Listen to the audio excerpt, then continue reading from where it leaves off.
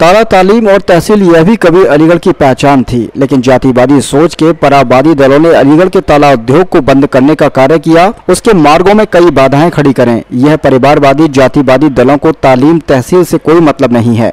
यह तो बांटो और राज करो की नीति पर चलते थे। तुष्टीकरण के आधार पर समाज को विभाजित करते थे और तुष्टीकरण के आधार पर इनके द्वारा जो समाज में भाईचोरी करने का प्रयास किया गया था, इसी का परिणाम था कि पर्व और त्योहार आता था तो लोगों में भय और दहशत का माहौल पैदा हो जाता था। कर्फ्यू लंबे समय तक लोगों को झेलने के लिए मजबूर होना पड़ता था। सामान्य वर्ग भयभीत रहता था। व्यापारी का उद्योग और कारोबार भी ठप पड़ जाता था। लेकिन आपने आज बदलते हुए अलीगढ़ को, बदलते हुए उत्तर प्रदेश को और बदलते हुए भारत को आपने देखा है। पिछले 9 वर्ष में प्रधानमंत्री मोदी के नेतृत्व में एक लंबी दूरी तय की है। वैश्विक मंच पर भारत की एक प्रतिष्ठा बढ़ी है। आज भारत के बारे में दुनिया की धारणा बदली है। भारत के नागरिकों को अब दुनिया में जहां कहीं भी जाते हैं वहां सम्मान की निगाहों से देखा जाता है। एक और दुनिया में बढ़ती भारत की प्रतीक्षा और दूसरी भारत की सुरक्षित होती सीमा। विकास के जो कार्य देश ने पिछले 9 वर्षों में किए हैं, highway, railway, metro, airport, waterways, jail, ITI, भाइयों बहनों, गरीब कल्याणकारी कार्यों के लिए भी आपने देखा होगा। आजादी के 70 वर्ष तक जिन लोगों ने शासन किया था वह लोग उसका 10वां हिस्सा भी नहीं कर पाए। आप देखेंगे करोड़ों लोगों को देश शौचालय की सुविधा का लाभ मिलता है। कोरोना काल में करोड़ों लोगों को हमने फ्री राशन का लाभ दिया। 220 करोड़ लोगों को कोरोना की वैक्सीन उपलब्ध कराई गई। दुनिया में कहीं और ऐसा नहीं हुआ। यह बदलता हुआ भारत है। बदलते हुए भारत में नए भारत का उत्तर प्रदेश पूरी तत्परता के साथ PM मोदी के मिशन को अपना मिशन मानकर भारत के विकास की ग्रोथ इंजन के रूप में अपने आप को स्थापित कर रहा है। मात्र 6 वर्ष में हमने 54 लाख गरीबों को एक आवास उपलब्ध कराने का काम किया है। यह सरकार गरीब परिवारों को होली दिवाली पर फ्री में रसोई गैस सिलेंडर उपलब्ध कराएगा। उनको जिनके पास उज्ज्वला गैस कनेक्शन है। 1 करोड़ निराश्रित महिलाओं को, दिव्यांग जनों को और वृद्ध जनों को 12,000 सालाना पेंशन की सुविधा का लाभ दिया जा रहा है। फ्री में स्वास्थ्य बीमा का कवर दिया जा रहा है। सपा बसपा कांग्रेस को जाति के नाम पर बांटने से उत्तर प्रदेश में फुर्सत ही नहीं थी। यह क्या यहाँ करते हैं, यह तुष्टीकरण करते हैं। हमने सशक्तिकरण किया। हमने बिना भेदभाव के हर योजना का लाभ हर गरीब, हर वंचित को, हर किसान को, हर युवाओं को और हर महिला को देने का काम किया है। यह युवाओं का शोषण करते थे।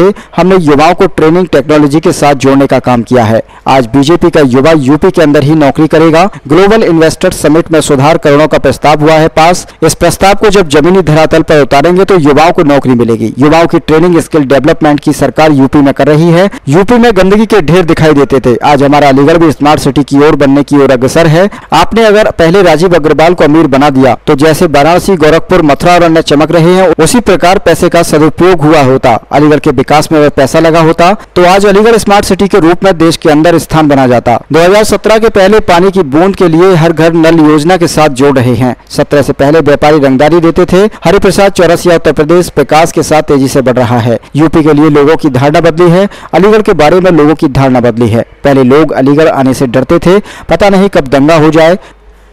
भारतीय जनता पार्टी के महापौर पद के प्रत्याशी श्री प्रशांत सिंह के मंच पर उपस्थित CRP सिंह के नगर पालिका, नगर पंचायतों के हमारे सभी अध्यक्ष पद के प्रत्याशीगण और उपस्थित भारी संख्या में उपस्थित भारतीय जनता पार्टी के सभी पदाधिकारियों, अलीगढ़ के उपस्थित भाइयों बहनों, महान स्वतंत्रता संग्राम सेनानी राजा महेंद्र प्रताप सिंह की इस पावन जन्मस्थली को उत्तर प्रदेश के पूर्व मुख्यमंत्री इसी माटी के सपूत सदैव कल्याण सिंह जी की इस पावन धारा को नमन करते हुए मैं आप सबका हृदय से इबादत करता हूं। भाइयों बहनों, अलीगढ़ ताला नगरी के रूप में दुनिया में विख्यात है। ताला तालीम और तहजीब ये कभी अलीगढ़ की पहचान थी, लेकिन जातिवादी सोच के परिवारवादी दलों ने अलीगढ़ के ताला उद्योग को बंद करने का कार्य किया। उसके मार्ग में अनेक बाधाएं खड़ी की।